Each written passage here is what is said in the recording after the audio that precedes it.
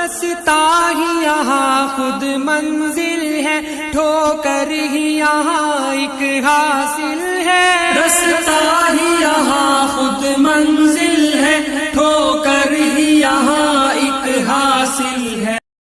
رسوله الكريم اما بعد اعوذ بالله السميع العليم من الشيطان الرجيم من همزه ونفخه ونفثه يسألونك ماذا أحل لهم قل أحل لكم الطيبات وما علمتم من الجوارح مكلبين تعلمونهن مما علمكم الله فكلوا مما أمسكن عليكم واذكروا اسم الله عليه واتقوا الله إن الله سريع الحساب۔ محترم بھائیو، ابھی آپ کے سامنے سورہ مائدہ سورت نمبر 5 کی آیت نمبر 4 آپ کے سامنے تلاوت کی گئی۔ اللہ تعالیٰ فرماتے ہیں، اے نبی، لوگ آپ سے پوچھتے ہیں کہ ان کے لیے کھانے کی کیا چیزیں حلال کی گئی ہیں۔ آپ فرما دیجئے تمہارے لیے تمام پاکیزہ چیزیں حلال کی گئی ہیں، اور ان شکاری جانوروں کا کیا ہوا شکار بھی حلال ہے جنہیں تم سدھائے لیتے ہو۔ اللہ نے تمہیں جو سکھایا ہے اس کے مطابق تم انہیں سکھاتے ہو، بس وہ جس شکار کو تمہارے لیے پکڑ رکھے اس پر اللہ کا نام پڑھو اور اس میں سے کھاؤ۔ اللہ سے ڈرتے رہو، بے شک اللہ جلد حساب لینے والا ہے۔ اس آیت کریمہ کے اندر دیکھیے حلال چیزوں کی طرف اشارہ کیا گیا ہے۔ اس سے پہلے آیت کریمہ کے اندر کون سے جانور ہمارے لیے حرام ہے، کون سے جانور کھانا ہمارے لیے ناجائز ہے، یہ باتیں آئی تھی۔ اب کیا کھا سکتے ہیں اللہ نے بتلایا، ایک اصول بتلا دیا۔ جانوروں کے نام لے کر یہ کھا سکتے، یہ کھا سکتے، یہ کھا سکتے بول کر بتائے بغیر ایک اصول اللہ نے، ایک فارمولہ اللہ بتلا دیا۔ کیا ہے وہ فارمولہ؟ پاکیزہ چیزیں تمہارے لیے حلال ہے۔ جو بھی چیز پاکیزہ ہے، اللہ نے جو چیز بتلائی ہے اس کو چھوڑ کر جو چیز بھی پاکیزہ ہے وہ سب تمہارے لیے حلال کر دی گئی ہیں۔ یہاں پر دیکھیے سورہ اعراف میں بھی اللہ تعالیٰ نے اپنے نبی حضرت محمد صلی اللہ علیہ وسلم کی شان بیان کرتے ہوئے فرمایا کہ آپ پاک چیزوں کو ان کے لیے حلال کرتے ہیں اور ناپاک چیزوں کو ان پر حرام ٹھہراتے ہیں۔ تو ہمارے لیے کیا ہے؟ پاک چیزیں حلال ہے اور ناپاک چیزیں حرام ہے۔ اسی لیے امام زہری سے پیشاب کے بطور دوا استعمال کرنے کے بارے میں پوچھا گیا تو انہوں نے فرمایا وہ پاک چیزوں میں نہیں ہے، لہٰذا اسے بطور دوا بھی استعمال نہیں کرنا چاہیے۔ یعنی امام زہری سے پوچھا گیا کہ اگر کوئی دوا کے طور پر پیشاب کا استعمال کرتا ہے کیا وہ جائز ہے؟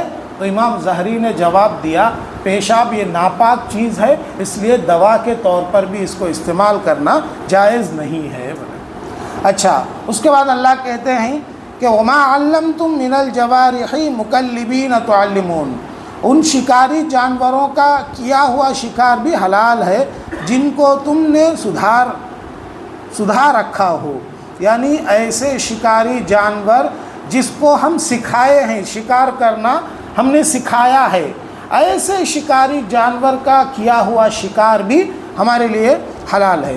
یعنی تمہارے لیے وہ ذبیحے حلال ہیں جن پر اللہ کا نام لیا گیا ہو، کھانے کی پاک چیزیں حلال ہیں، اور وہ شکار حلال ہے جسے تم شکاری جانوروں مثلا کتوں، چیتوں اور بازوں وغیرہ کے ذریعے سے شکار کرو، جیسا کہ جمہور صحابہ، تابعین اور ائمہ کا مذہب ہے۔ یعنی جمہور کا، صحابہ کا، تابعین کا مذہب یہی ہے کہ جو شکاری جانور جیسے کتا ہے، چیل ہے، چیل کو باز بولتے، جیسے چیتا ہے، یہ سب شکاری جانور ہیں جو دوسروں کو، جو حلال جانوروں کو جا کر شکار کر سکتے ہیں۔ کتا ہے، چیتا ہے، باز ہے، باز بولے تو چیل جیسا ایک جانور جو شکار کرنا جانتا ہے۔ یہ جانوروں کو ہم نے شکار کرنا سکھایا ہے۔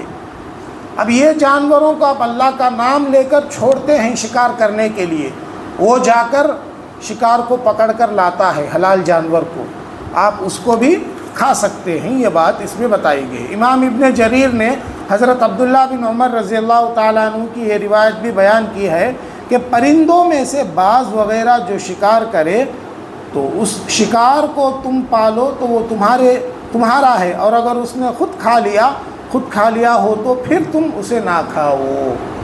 عبداللہ بن عمر کیا فرماتے ہیں کہ بعض جو پرندہ ہے، یعنی چیل جیسا جو پرندہ شکار کرنے والا، وہ شکار کرنے کے لیے گیا، جا کر شکار کر کے لے کر آیا، اس کے اندر جان باقی ہے، شکار کر کے لے کر آیا تو آپ کیا کر سکتے ہیں، اس کو کھا لے سکتے ہیں۔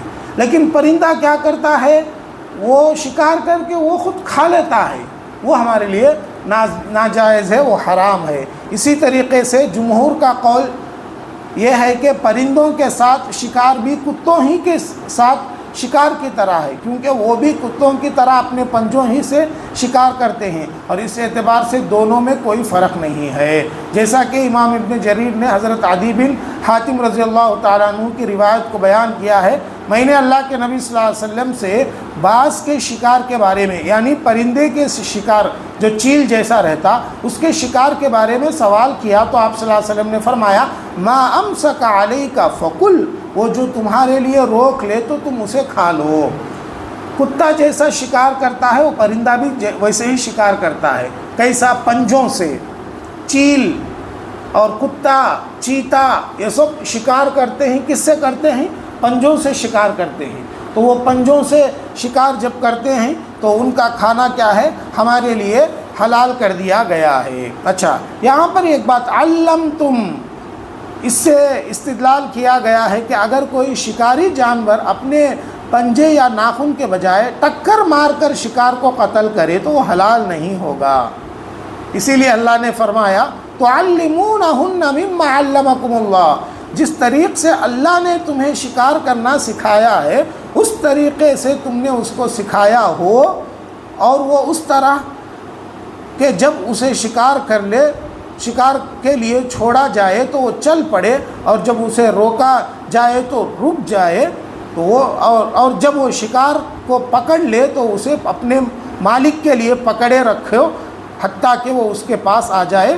اسی لیے اللہ تعالیٰ نے فرمایا فَكُلُوا مِمَّا أَمْسَكْنَا عَلَيْكُمْ وَاذْكُرُوا اسْمَ اللَّهِ، یعنی اس علمتم کی تفسیر میں بتلایا جاتا ہے کہ وہی شکار ہمارے لیے جائز ہے جو شکاری جانور، چاہے کتا ہو، چاہے چیل ہو، چاہے چیتا ہو، شکار کرنے کے لیے جاتا ہے، جا کر اپنے پنجوں سے شکار کر کے لاتا ہے تو ہی حلال ہے۔ کتا گیا، چیتا گیا، شکاری جانور کو دھکا دے کر مار کر پکڑ کر لایا، وہ جائز نہیں ہمارے لیے، وہ جائز نہیں ہمارے لیے۔ دھکا دینے سے وہ مر گیا جانور، وہ جائز نہیں، اس لیے کہ شکاری کرنے کا جو طریقہ اس کو سکھایا گیا تھا وہ طریقے سے نہیں کیا۔ وہ اللہ نے فرمایا اللہ جس طریقے سے تم کو شکاری جانوروں کو تیار کرنے کی تعلیم دیا ہے اس طریقے سے تم تیار کیے ہو، وہ شکاری جانور کا شکار حلال ہے۔ کون سا طریقہ؟ جب شکاری جانور کو ہم شکار کرنا سکھاتے ہیں تو شکاری جانور کی خاصیت ہوتی ہے جب شکار کرنے کا حکم دیا جاتا وہ شکاری کرنے کے لیے جاتا، جب اس سے کہا جاتا تو رک جاتا۔ یہ شکاری جانور کی خاصیت۔ ہم جس کو شکار کرنا سکھاتے ہیں، چاہے کتا ہو، وہ چیل ہو، چیتا ہو، اس کی خاصیت کیا ہوتی؟ جب اس سے کہا جاتا ہے تو جا کے شکار کر تو چلتا، چلتے چلتے رک جا بولے تو رک جاتا۔ وہ چیز اگر اس کے اندر آ گئی، وہ صحیح طریقے سے شکار کر کے لاتا ہے تو پھر وہ ہمارے لیے حلال ہے۔ اگرچہ کہ یہ بات غور سے سننا، شکاری جانور سامنے والے حلال جانور کو شکار کر کے ایسا پنجہ مارا تو سامنے والا جانور مر گیا، پھر بھی حلال ہے۔ کیسے بھائی؟ اللہ فرماتے ہیں کہ وَاذْكُرُوا اسْمَ اللَّهِ عَلَيْهِ، تم اس پر اللہ کا نام لے کر شکاری کو بھیجو۔ شرط کیا ہے؟ اللہ کا نام لینا۔ اللہ کا نام لے کر تم کتے کو بھیجے شکار کرنے کے لیے، اللہ کا نام لے کر چیل کو بھیجے، اللہ کا نام لے کر چیتے کو بھیجے۔ اب وہ چیتا گیا، شکاری کو شکار کرا پنجے سے، لیکن اس کی جان چلے گئی، تب بھی ہمارے لیے حلال ہو گیا وہ۔ کیوں بھائی؟ آپ بسم اللہ بول کر شکاری کو بھیجے، اس لیے وہ حلال ہے۔ یہاں پر ایک اور چیز تفسیر میں بیان کی گئی ہے کہ جب آپ کتے کو شکار کرنے کے لیے بھیجے بسم اللہ پڑھ کر، جو کہ سکھایا ہوا کتا ہے، وہ شکار معلوم ہونے والا کتا. اب وہ کتا ایک جانور کو شکار کرنے کے لیے پنجوں کا سہارا لیتا ہے، اتنے میں دوسرا کتا بھی شامل ہو گیا باہر کا، جو کہ شکاری کتا نہیں، دوسرا کتا شامل ہو گیا اس میں. دوسرا کتا شامل ہو کر دونوں کتے مل کر شکار کرے، وہ جانور مر گیا، وہ حرام ہے ہمارے لیے. اس لیے کہ یہ کتا شکاری کتا اگر شکار کر کے مارتا تو حلال ہو جاتا تھا، اس لیے کہ اس پر بسم اللہ پڑھے. اور وہ جو باہر سے کتا آیا اس پر کون بسم اللہ پڑھے؟ اس لیے بہت احتیاط سے کام لینا ہے کھانے کی چیزوں میں. حلال ہے تو ہی کھانا، ذرا بھی اس کے اندر حرام کا شائبہ آ جائے اس سے رک جانا. اسی لیے مسلمانوں سے کہا جاتا ہے جب بھی آپ باہر جاتے ہیں، سفر میں رہتے ہیں، کھانے کی ضرورت پڑتی ہے تو نان ویج ہوٹلوں میں جانے سے بہت احتیاط کرنا. کیوں؟ اس لیے کہ وہ ہوٹلوں میں جو آپ نان ویج کھاتے ہیں، چکن کھاؤ، مٹن کھاؤ، جو بھی کھاؤ، اب وہ جانور صحیح طریقے سے حلال ہوا یا نہیں ہوا معلوم نہیں. البتہ آپ کو پورا یقین ہے ہوٹل مسلمان کا ہے، یہاں پر پورے طریقے سے حلال کر کے ہی جانوروں کو کھلایا جاتا ہے، حلال طریقے سے ہی پکایا جاتا ہے، تو بات الگ. لیکن آپ کو جہاں پر یقین نہیں ہوتا، آپ کو معلوم نہیں ہے یہ کیسے لوگ ہیں، یہ حلال کیے نہیں کیے آپ کو معلوم نہیں ہے، تو ایسی جگہ نہیں کھانا نان ویج. بہت احتیاط کرنا. جہاں ہم کو اطمینان رہتا، جہاں ہم کو پورا سکون ہے، یہ جگہ حلال کا ہے تو ہی کھانا، ورنہ ایسی جگہ سے پرہیز کرنا. عام طور پہ کیا ہے، بہت سارے لوگ کھانے کی ہوس میں، کھانے کی ہرس میں، کھانے کی خواہش میں جو بھی ہوٹل ملتا، نام دیکھے مسلمان کا ہوٹل ہے، چلو گھس گئے. اور بہت سارے لوگ غیر مسلم کا بڑا ہوٹل ہے، یہاں حلالچ کرتے، جی اپنے طرف سے اطمینان کر لیتے، سو یہ حلالچ کرتے. اب اسے جا کر پوچھے تو بھی کیا بولتا؟ حلالچ بولتا. اور حرام کرا تو بھی نہیں، یہاں حلال کرتے نہیں بول کے بولتا. تو اس لیے بہت احتیاط کرنا باہر جب ہم کھاتے ہیں. تو جس جانور پر بسم اللہ نہیں پڑھا گیا وہ ہمارے لیے حرام ہے. وہ لہٰذا محترم بھائیوں، اس آیت کریمہ کے اندر وہی باتیں بتائی گئی ہیں کہ شکاری جانوروں پر بسم اللہ پڑھ کر آپ شکار کرنے کے لیے بھیجتے ہیں.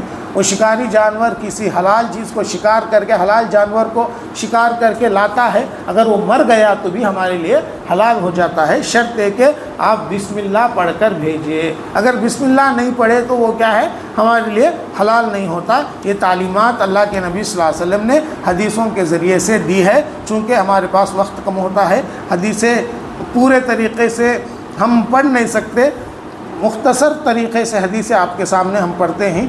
لہٰذا حدیثوں کے اندر صاف طور پہ یہ ذکر ہے کہ جب شکاری جانور شکار کرتا ہے جس پر بسم اللہ پڑھا گیا ہو، اگر وہ جانور مر بھی گیا تو ہمارے لیے حلال ہے. یہ باتیں اس آیت کریمہ کے اندر بتلائی گئی. اللہ سے دعا ہے اللہ مجھ کہنے والے آپ سبھی سننے والوں کو کہیں سنی باتوں پر کہنے سننے سے زیادہ عمل کرنے کی توفیق عطا فرما. اللہ ہم کو جب تک اس دنیا میں باقی رکھ، ایمان کی حالت میں باقی رکھ، جب ہم کو اس دنیا سے لے تو ایمان کی حالت میں لے. آمین یا رب العالمین. وآخر دعوانا الحمد للہ رب العالمین.